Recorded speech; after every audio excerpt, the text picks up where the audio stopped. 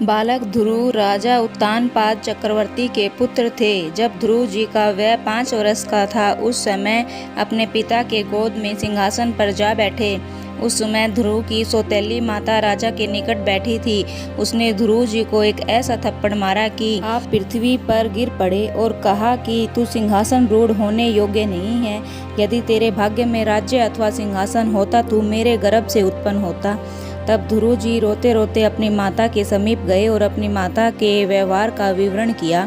तब ध्रुव की माता ने अपने पुत्र को गोद में ले लिया और मुख चूम तथा प्यार करके कहने लगे कि ए पुत्र, इस संसार में तेरा कोई नहीं, एक प्यारे परमेश्वर के अतिरिक्त तेरा कौन है, तू उसी की भक्ति कर। तब माता की शिक्षा से ध्रुव जी तपस्या के निमित्त वन को चले। राजा उत्तानपाद ने सुना कि ध्रुव वन को जाता है, तब लोगों को भेजा कि ध्रुव को समझाओ, परंतु ध्रुव ने किसी का कहना न माना और वन को सिधारे।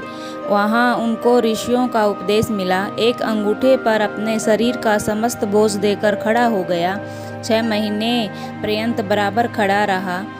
सब अन्न जल छोड़ दिया, केवल वायु ही उसका भोजन था। इस अवसर में राजा इंद्र को अत्यंत भय हुआ। ध्रुव ऐसी कठिन तपस्या कर रहा है, मेरा राज्य न छीन ले।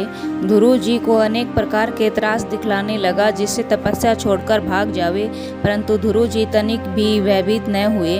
व्याघ्र, सर्प, अग्नि और राक्षस इत्यादि पशु जो उन्होंने देखे, सब में विष्णु को जाना, दूसरा कुछ न जाना। तब विष्णु की कृपा हुई। नील वर्ण घनश्याम चतुर्भुज शंख चक्र गदा पद इत्यादि लिए गरुड़ पर सवार हो ध्रुव जी के सामने आकर कहा कि मांग, क्या मांगना चाहता है। ध्रुव जी ने कहा, ए महाराज, अटल पद की श्रेणी दीजिए, जहाँ से मैं कभी न गिरूं। विष्णु ने आज्ञा दे दी कि अभी तू तो राज्य कर, फिर शरीर छोड़कर अटल पद पावेगा। जब लो पृथ्वी तथा आकाश है, तब लो तू अटल रहेगा। सूर्य, चंद्र, नक्षत्र आदि सब तेरे चारों ओर फिरा करेंगे। फिर विष्णु ने कहा कि और जो कुछ मांगेगा मैं तुझको दूंगा।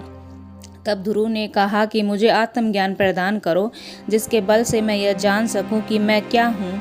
तब विष्णु ने कहा कि ये ध्रुव, यदि मैं तुझको इस प्रश्न का उत्तर देता तीनों मिथ्या ठहरते हैं, इस कारण तुमको इस प्रश्न का उत्तर संत देवेंगे। इतना कहकर विष्णु तो चले गए। उसके उपरांत 3 संत ध्रुव जी के समीप आए, वामदेव, पराशर और दत्त जी। तब दत्त जी ने कहा कि ए ध्रुव जी, तू अटल पद से पृथक है, तूने अटल पद क्यों मांग लिया। ए मूर्ख, तू सोच समझ कि जब तू नहीं रहेगा तब अटल कहाँ रहेगा। आत्मा को तो मृत्यु नहीं है। शरीर तो जैसे नवीन कपड़ा पहना और प्राचीन छोड़ दिया, इसी तरह है। तूने अपने अटल पद के बंधन में क्यों डाल दिया। जब उन श्रेष्ठ पुरुषों की शिक्षा से ध्रुव को ज्ञान हुआ और अटल पद को मिथ्या जान लिया, तब पछताया।